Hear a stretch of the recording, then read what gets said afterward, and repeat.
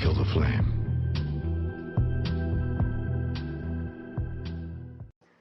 Before I start the narration tonight, I found it appropriate that instead of me narrating the preface of this book, that I would leave that job to the author himself, Mr. William Pattison, aka Eric Morse. So I'm going to hand over the reins, just for the preface here, to the author, Mr. William Pattison. Preface, the Friday the 13th Young Adult Books. My personal involvement in the Friday the 13th universe began when I was working a 6 a.m. to 3 p.m. shift as a morning filler at my local Kmart.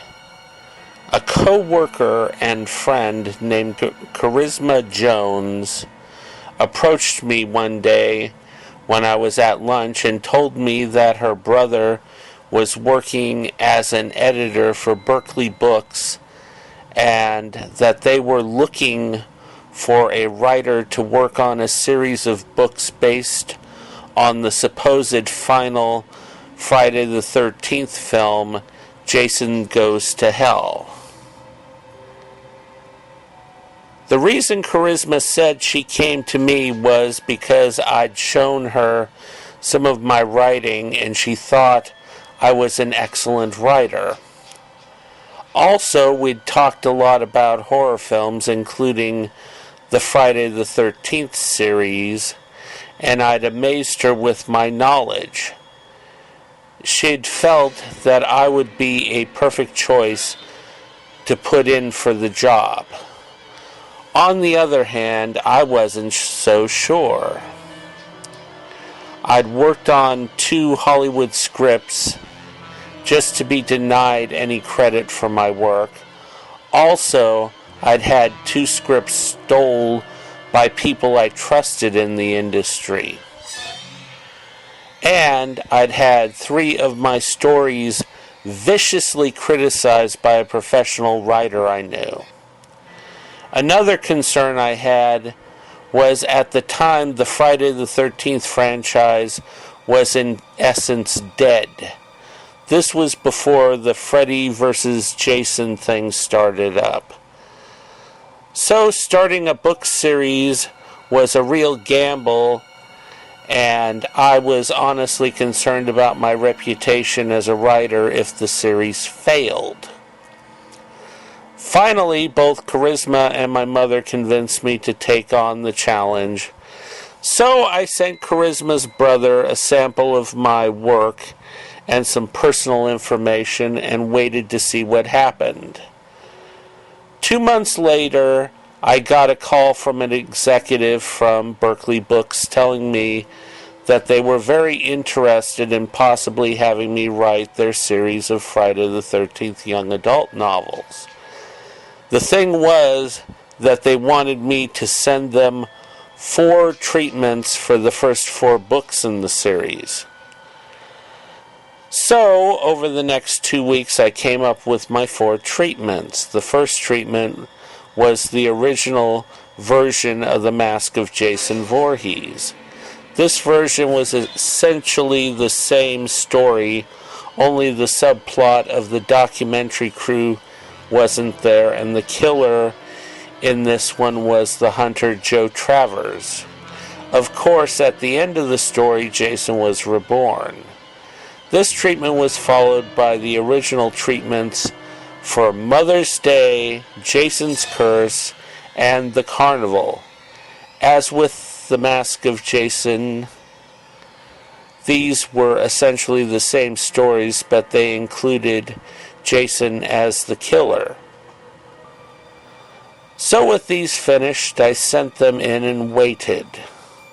About a month later, I got a call from the same Berkeley executive I talked to before. He told me that they liked the treatments.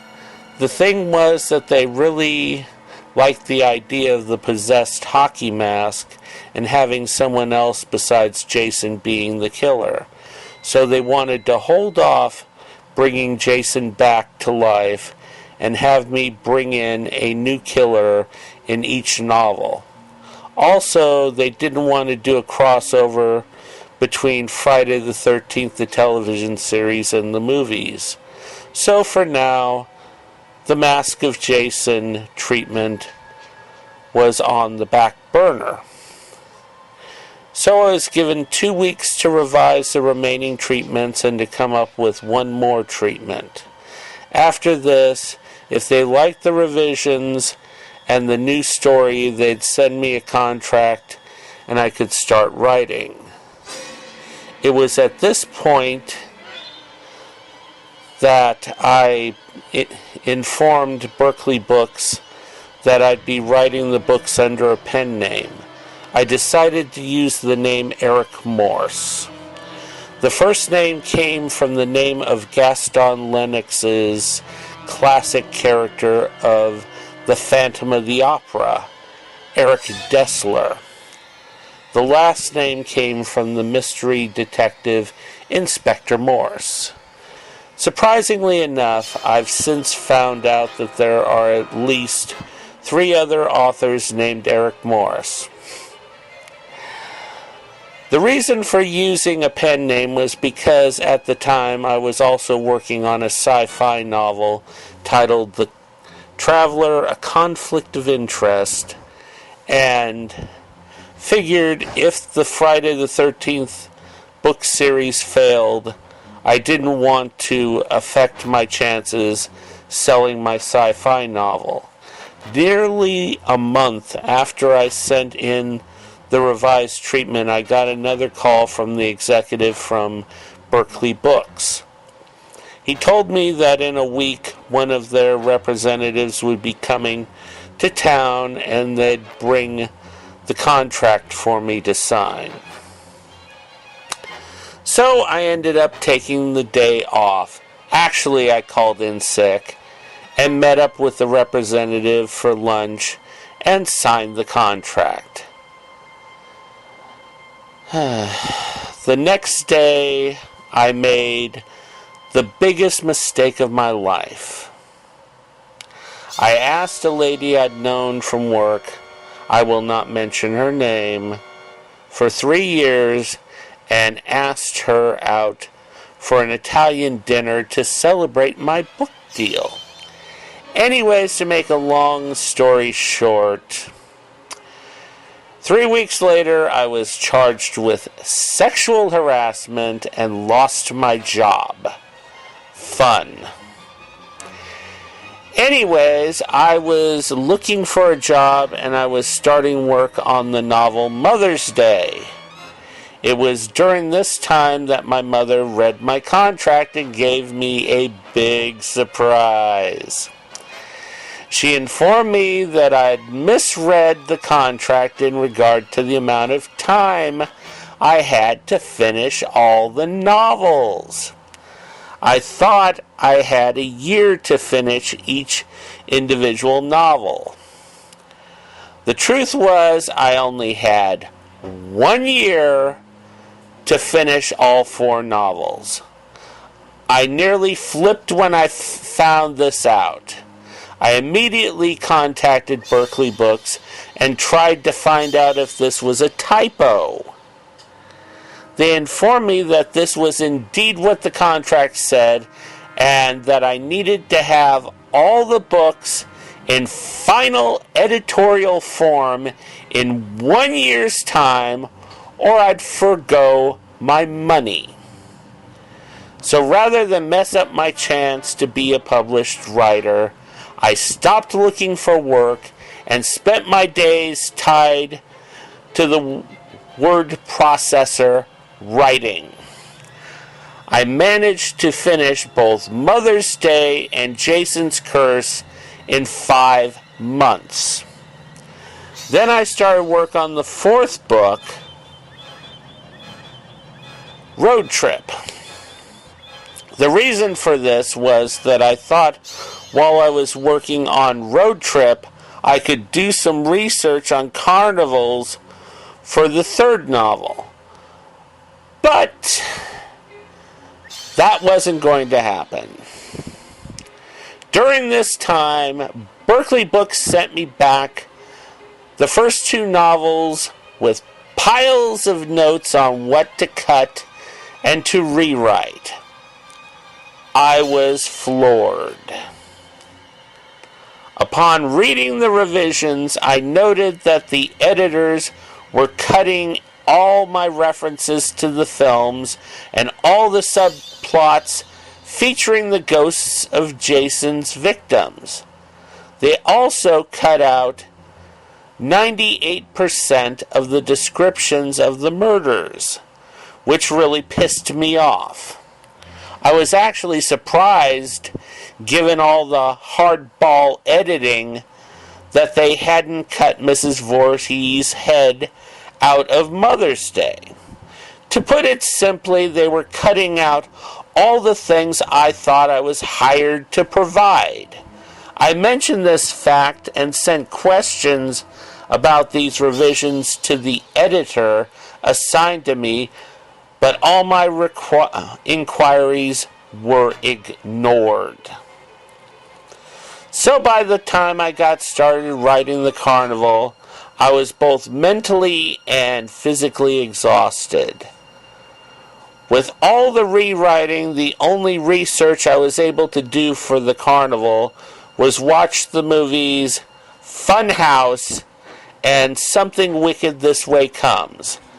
I had 4 months to both write and edit this novel while working on the editing for Road Trip as well. It was 3 weeks into writing the carnival that I got sick and nearly ended up in the hospital. I had to stop work on the books for nearly 2 weeks while I recovered. In the end, I did manage to deliver all 4 books on time, though I was really not altogether pleased with the final product. I felt that the editors cut out most of the material that provided links to the series of films. Also, I thought the subplots they cut would have added another dimension to these stories. But I had no control over these things because I was in essence just a hired hack writer who was being paid to put words on pages. But what about the pay, you ask? Well, for all 4 books, I got paid $1,500. That, of course, was about $325 per book. Not much for a year of 16 to 18-hour days working in front of a word processor, but I consoled myself in the fact that I was supposed to get a percentage of the profits from the books. The only thing was, I never ended up seeing any profits. The reason for this was because Berkeley Books only advertised the books to the booksellers. When it came to the general public, Berkeley didn't do squat. They didn't even provide cardboard displays for the books. So to put it simply, the fans didn't even know these books were out there. Of course, at the time I was unaware of this. I was under the delusion I was going to be going to horror conventions and doing book signings. Hell, I even thought there was going to be another series of 4 books. After taking a month off to get back my health, I wrote treatments for 4 new novels. These were called The Collection, Mad Medicine, The Documentary. Note this was years before the Blair Witch Project, and The Scarecrow. Note, this was a fallback in case I still couldn't convince them to do a revised version of The Mask of Jason Voorhees. Then after waiting a few more months and not hearing anything, nor being invited to do anything in regards to the books, I called my contact at Berkeley Books. I was informed my contact had been transferred and that Berkley wasn't going to do a series of Friday the 13th, a second series of Friday the 13th books, because the first series hadn't made enough sales even to warrant a second printing. I was devastated, so I chalked up the whole thing to experience and tried to rebuild my life.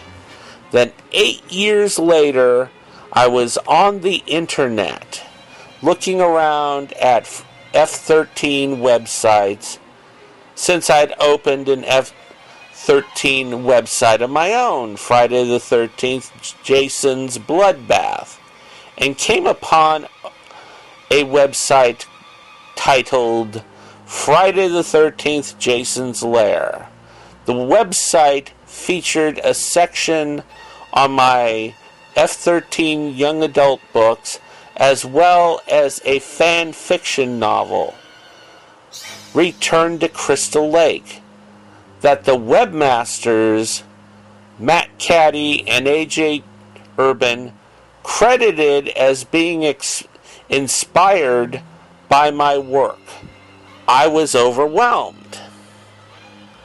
I immediately sent Matt and AJ an email telling them how much I appreciated them including my work on their site and to see my work as an inspiration.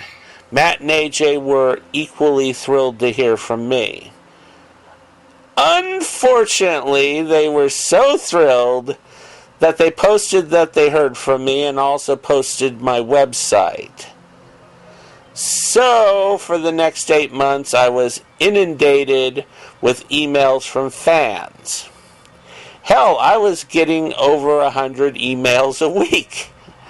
Many of the emails were from fans who were looking for my books. Eventually, these emails inspired me to start the official Bring Back the Friday the 13th Young Adult Novels Series campaign. I started this campaign to convince Berkley Books and New Line Cinema to either reprint the young adult novels or start a new series of books based on Friday the 13th. As a result of my campaign, New Line hired Black Flame Publishing to create a new series of novels based not only on Friday the 13th, but also on Jason X. Soon after I started the book campaign, Matt and AJ suggested that I write one last book to finish off the Possessed Mask storyline. I reminded them that neither Berkley Books nor New Line would authorize the work. They suggested I just web publish it as fan fiction. So I decided I'd finally write The Mask of Jason Voorhees, but I'd write it the way it should be written. The following is the result of that decision. It's the novel I wanted to write when I first accepted the assignment of chronicling the events that happened after the events of the film Jason Goes to Hell. I hope once this book is finished, the fans of Friday the 13th will consider it the masterwork of the book series. If not, I'm still proud of the work I've done. It's been quite a ride. William Pattison, San Mateo, California. Well, that's enough of me. I now hand the reins back to the 80s slasher librarian Josh LaRue as he brings Friday the 13th, The Mask of Jason Voorhees, to life for you for the first time in audiobook form. Enjoy. And now, Friday the 13th, The Mask of Jason Voorhees. The conclusion to the Crystal Lake series written by William Pattison, a.k.a. Eric Morse. An editorial from the Cunningham County Times dated June 28, 1998. The editorial reads, "The Curse of Crystal Lake Continues" by Gerald J. Fitzgerald, senior writer. All of us who live here in Cunningham County know the legend of Camp Crystal Lake. How in the 50s a boy named Jason Voorhees drowned in Crystal Lake because the camp counselors who were supposed to be watching him were off making love, and how Mrs. Voorhees viciously murdered the counselors responsible 1 year later. As the story goes, in 1980, when the camp was going to be reopened, Mrs. Voorhees went on a rampage and killed all the counselors except for one. And supposedly Jason, somehow brought back to life, watched his mother beheaded by that very same surviving counselor. The legend goes on to say that the girl who survived that Friday the 13th mysteriously disappeared a year later, the interior of her house splattered with blood. We know that for years the woods around Camp Blood weren't safe. How anyone who dared venture into those woods met with a deadly fate. We heard how a young boy named Tommy Jarvis supposedly ended Jason's reign of terror. But then a few years later, somehow Jason came back. And let us not forget how less than 3 years ago we were told that the bloodbath of Jason Voorhees had finally been ended for good by, amusingly enough, his own niece.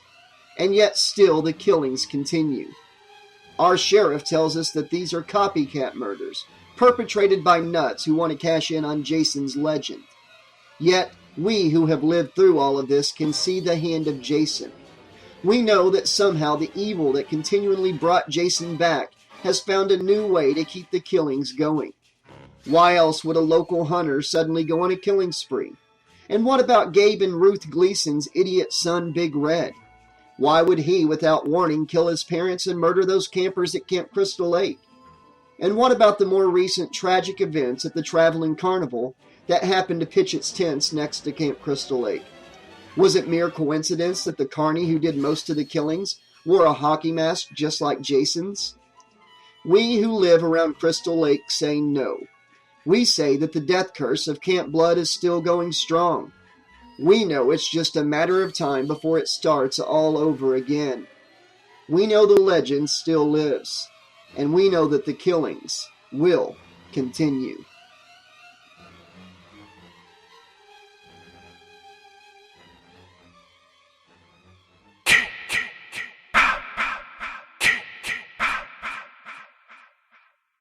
Prologue, August 29th, 1958, 3:07 a.m. Pamela Voorhees watched from the edge of the water as her brother, who was standing up to his knees in the lake, held a silver chalice over his head and chanted, "Ancient ones, masters of darkness, hear my pleas." He chanted, "Nana Cthulhu Azagoth, Lamashta, show this unfortunate woman that you are greater than the God who has betrayed her. Bring back that which has been taken from her. I ask this with the offering of the blood of vengeance." Then he tipped the chalice and dumped its deep red contents into the water. Overhead clouds covered the moon. Then a column of light shot down from the clouds into the lake just beyond the buoy. The water around the spot started to boil. Then, as fast as it came, the column reversed itself and retreated into the clouds again. Then all was silent. Pamela noticed that even the crickets had stopped their strumming. Pamela stood breathless and waited. She looked over at her brother, but he remained motionless with his back to her. Then she saw a shape bob up from under the water and start to move toward the shore. She couldn't see it clearly, but she knew what it had to be. "Jason," she said aloud, her eyes tearing up. Soon the figure swam within 20 feet of the shore, and Pamela could make out the darkened shape of a head bobbing in the water. But it was still too dark to see it clearly. Finally, the figure stopped bobbing and looked to be walking, the water hitting it just below the shoulders. "Oh, Jason," Pamela said excitedly. "Oh, I've missed you. Come to Mommy." It was at that moment the cloud cleared and the lake was bathed in moonlight. and Pamela Voorhees let out a scream when she saw the bloated abomination that was stumbling out of the water towards her. The beginning.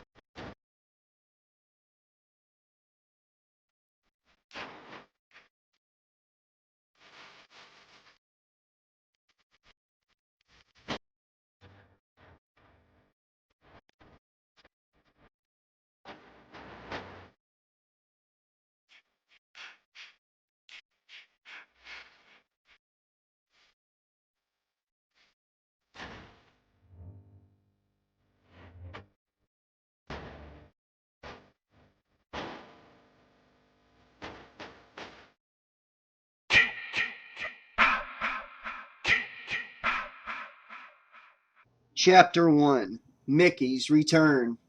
As she drove down the interstate, Micki Foster couldn't help but feel excited about the prospect of seeing Ryan again, even considering the reason for her trip to Crystal Lake, Massachusetts. It had been 18 years since Micki had last seen Ryan Dallion, or Stephen Freeman as he was known now. At the time, she recalled he didn't recognize her because Satan's dark angel Astaroth had turned him back into a 12-year-old boy. Now Ryan would look nearly the same age he did before the spell was cast. Unfortunately, the same could not be said for her. 18 years was a long time, and the years hadn't been kind to Micki. She definitely wasn't the beauty her cousin had first met when she had come to Montreal to settle the estate of their Uncle Louis Vendretti, and started this insane quest to retrieve possessed antiques. How could she be? She'd seen too much and done too much not to have it manifest as stress lines and wrinkles.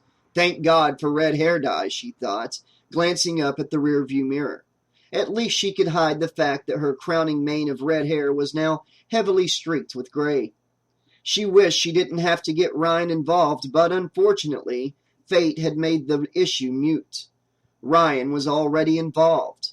It had been Ryan who helped Jason Voorhees' niece, Jessica, to finally send that murdering undead monster to hell 3 years before. Micki had heard about it months after the fact, due to the fact that she was abroad hunting down yet another of Uncle Louis's cursed antiques. Since then, she'd heard about 3 other sets of murders. 2 of them had been groups of campers who mistakenly decided to camp in the ruins of Camp Crystal Lake. The latest set of murders, which had happened just 2 months ago, had taken place in a carnival that had mistakenly decided to pitch its tents on that same cursed piece of real estate. From what little was leaked to the press, men wearing hockey masks had done all the murders. Mask or a single mask, she thought.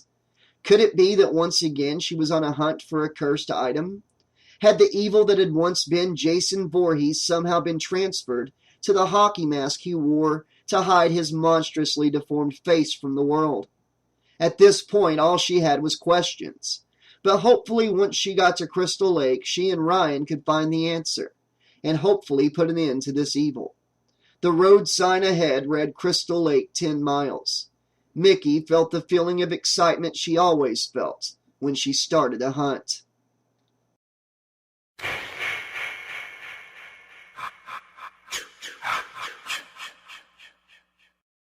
Sheriff Lloyd Landis took off his hat and wiped the sweat from his brow. He was getting too old for running up hills, but it was part of the job. And unfortunately, Crystal Hill was too steep and rocky for him to drive his patrol car up. "It's right over there, Sheriff," said Deputy Roy Turner, pointing at the mouth of the cave, which was barely visible amongst the boulders scattered around the area. Even from this far away, Landis could smell the scent smoke and burnt flesh oozing from the cave. It was no surprise to him, though. The 2 young people who survived this latest set of murders said the killer had been burned to death in the cave. Unfortunately, some of the other things they said sounded like something out of the Twilight Zone. They had talked some crazy stuff about a possessed van trying to run them down, about giant mechanical vampire bats that were alive, and about a strange shrine to Jason Voorhees. "This is totally gross," Landis heard someone say, and saw the county coroner's assistant, he thought the guy's name was Phil, coming out of the cave carrying a large, clear, sealed bag. Phil saw the sheriff and came over. "Hey, Sheriff, this time we got the hockey mask the guy wore. Only thing is, we're going to have to scrape the guy's face out of it." Then he held the bag up for Landis to see. Landis wished he hadn't done that. The run up the hill had made him nauseous, but now, after looking at the bloody mess inside that mask, he was gravely at risk of throwing up. "Where's your boss?" the sheriff asked, trying to retain his composure. "Oh, Dr. Bob? He's with John and Buck getting ready to bring down the killer's body. Now, that is a real mess." "Thanks," Landis said quickly and moved on ahead. He really couldn't tolerate this idiot another second more. He'd really have to have a talk with Bob about his assistant. Landis and Roy were just about to enter the cave when out came County Coroner Dr. Bob Carey. Behind him were two of Landis's deputies, John Court and Buck Mathers. They were carrying a body bag. The smell of cooked meat from the bag was overpowering. Landis couldn't help himself. He immediately turned his head and vomited next to the entrance to the cave. He hated showing such weakness in front of his men. Thankfully, John and Buck pretended not to see anything and continued down the hill. Dr. Bob and Roy held back and waited for the sheriff to finish. When Sheriff Landis was finished, he looked over at Dr. Bob. "You got something for me, Bob?" "Not much, Lloyd. The body was pretty well cooked in there." But then Dr. Bob handed the sheriff a rather ratty wallet and a clear plastic bag. "I found this underneath the body. My guess is it fell out of his pocket as he was burning and he fell on top of it." "Yeah, so, we have his wallet. What's your point?" "The wallet belongs to a Ted Bateman, but the body couldn't possibly belong to him." "Why's that?" "The body is too brawny and tall for it to possibly be Bateman." "Then he must have stole the wallet from Bateman after he killed him," the sheriff surmised, though he really wasn't in the mood for guessing games. "I guess, but it just doesn't seem to fit," the county coroner pressed. "The killer didn't take anything from the other victims." "Well, that's our job to find out these things," Landis told him. "Your job is to get that piece of roasted beef back to your office and get me an ID." "Gotcha, Chief," Dr. Bob said. That was one thing Landis liked about Bob Carey. He didn't have to tell him twice. As Dr. Bob started down the hill after John and Buck, Sheriff Landis prepared himself for the trip into the cave. After taking 3 deep breaths, pointing away from the cave entrance, of course, he grabbed his flashlight from his belt. "You gonna be okay, Sheriff?" Roy asked, concerned. "Don't you worry about me," the sheriff told him. "I've seen it all." But Sheriff Landis started to have second thoughts about that statement when he and Roy entered the small grotto and went through the hole in the wall that led to the high-ceiling cavern. The floor was littered with tiny pieces of bowed metal that looked amazingly like tiny bird skeletons. "The other body was over there," Roy told him, pointing to a spot near a nearly flat, smooth, topped rock in the corner. "Surprisingly, it wasn't burned in the fire, but it was pretty badly chewed up." "Chewed?" the sheriff parroted, surprised. "Yeah, but look at this," Roy said, flashing his light onto the cavern wall. "Holy Mary and Joseph," Sheriff Lloyd Landis said in startled amazement. Though the cavern wall was dusted with black soot, he could still make out the deep, scratchy, carved letters covering it. It was the name Jason written upside down over and over again.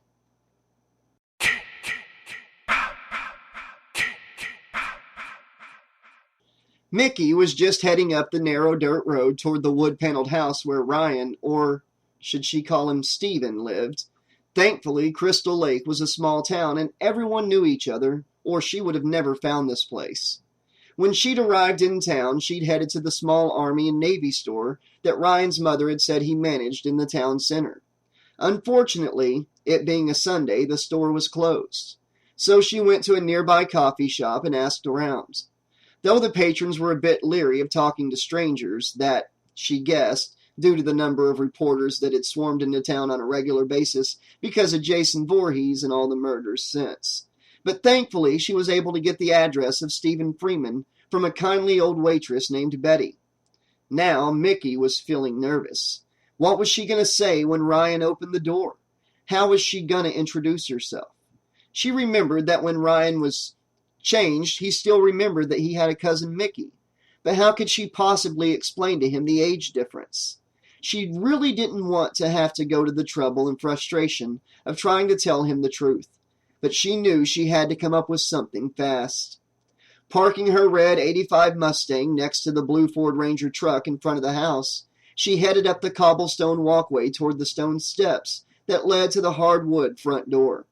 Then she pressed the lighted button on the doorbell and waited. After a few moments, she heard a shuffling sound from the other side of the door. The door opened, and sure enough, there was Ryan Dallion standing at the door looking at her. What was unexpected was what happened next. "Micki?" he said the moment he saw her. "My God, it's you!" Then he took Micki in his arms and gave her a warm hug. Micki looked up into her cousin's face and marveled at how much he looked like the Ryan Dallion she'd known 18 years before. If it wasn't for the gold-colored, round-rimmed glasses he wore, she'd have thought the years hadn't passed at all. "But how, Ryan?" she asked, surprised. "How can you possibly remember me? Asaroth took away your memory when he reversed your aging." "It was a very slow process, but look at my manners," he said, and invited her inside. The inside of the house had the same wood paneling on the walls.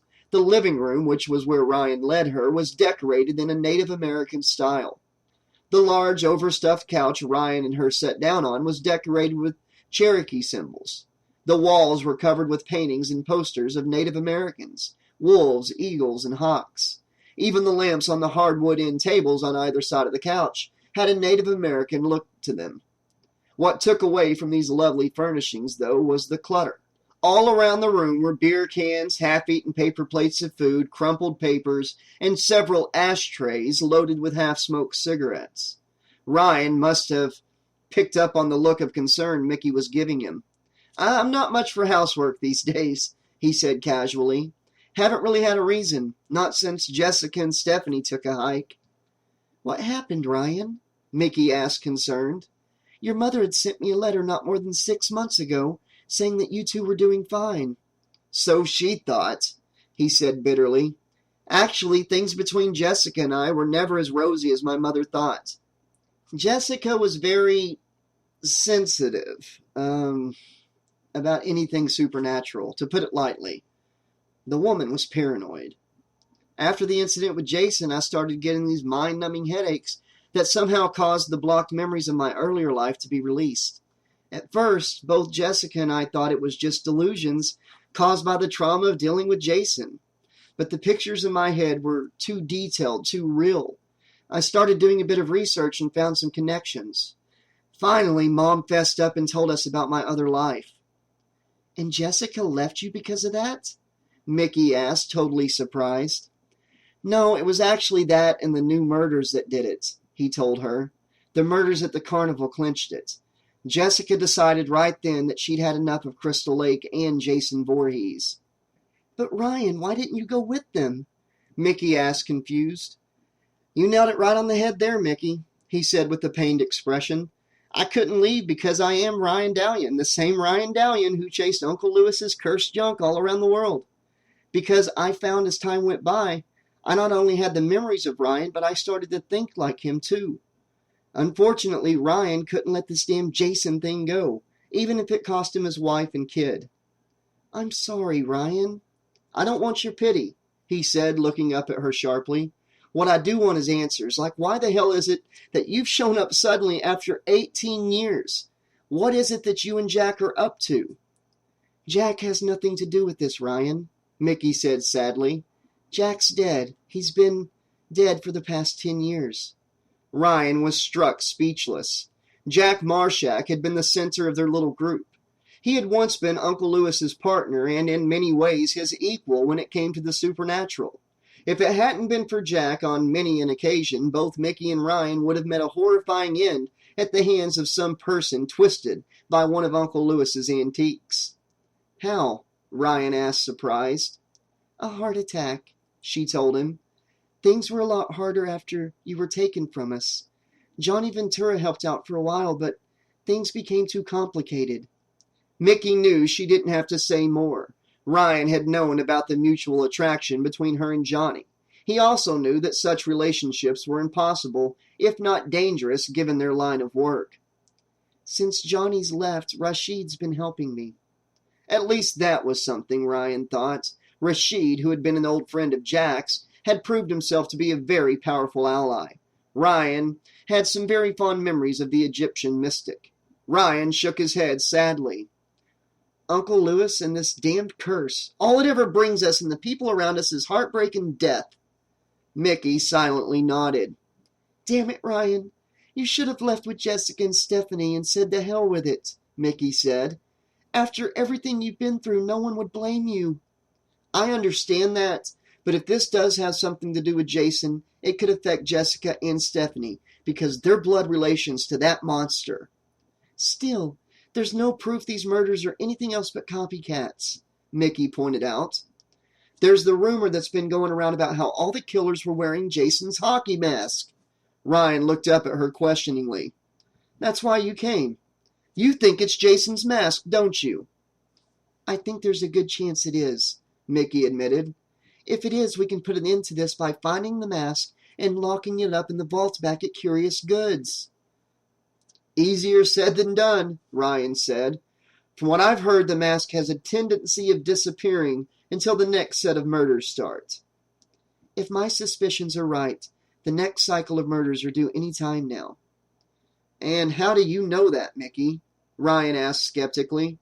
Have you suddenly become psychic? No, but I've done my research, and we're 3 days away from the 3rd anniversary of the day you and Jessica sent Jason to hell. But the last set of murders happened 3 months ago, Ryan reminded her. I really don't see the connection. That's because you're looking at the murders individually, she told him. Once you look at them all together, you'll see a gradual increase of activity and a noticeable decrease in the period between the murders.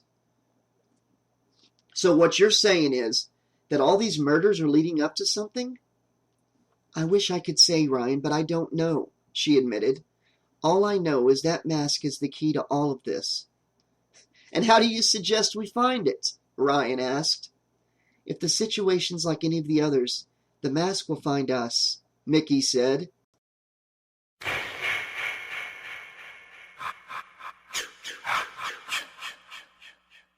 What a piece of luck, Dr. Bob's assistant Philip Raymond said, holding up the hockey mask and looking at it admiringly. I never thought I'd actually be holding the mask of Jason Voorhees in my own 2 hands. As he held the mask, even through the latex gloves he wore, Phil could feel an oddly electrical sensation in his fingertips. Though part of him wanted to tell Dr. Bob, another part didn't want to share it. The sensation felt too good, better than sex, he thought to himself, suddenly feeling excited. Now don't go jumping to conclusions, Phil, Dr. Bob said, as he unzipped the body bag and uncovered the blackened body inside. The body looked unreal, like a demented sculptor's vision of art. The intense heat of the fire had left the limbs frozen, the positions they were in at the moment of the death. Even the front of the skull, though devoid of facial tissue, still presented a compelling vision of its owner's suffering. We can't even identify our friend here at present, much less prove that the mask is the genuine article. I understand that, Doc. It's just that I've got a strange feeling about this mask. He caressed the nose bulge. He started to wonder how the mask would feel on his face. I know this is Jason's mask. That's not very scientific, Dr. Bob commented. I don't think science has anything to do with Jason Voorhees. Phil turned the mask over and looked with disgust at the mess of raw flesh that clung to the inside of it. It seemed like it was almost mocking him. Then he looked down at the scalpel on the metal table. But this is a temporary situation, he thought. Picking the scalpel up, he looked at it absently. No, I think if we want to understand Jason, we must look in another place. The blade was razor sharp, perfect for the job ahead. Soon you'll be as good as new, he thought as he started to carefully scrape Teddy Bateman's face out of the mask.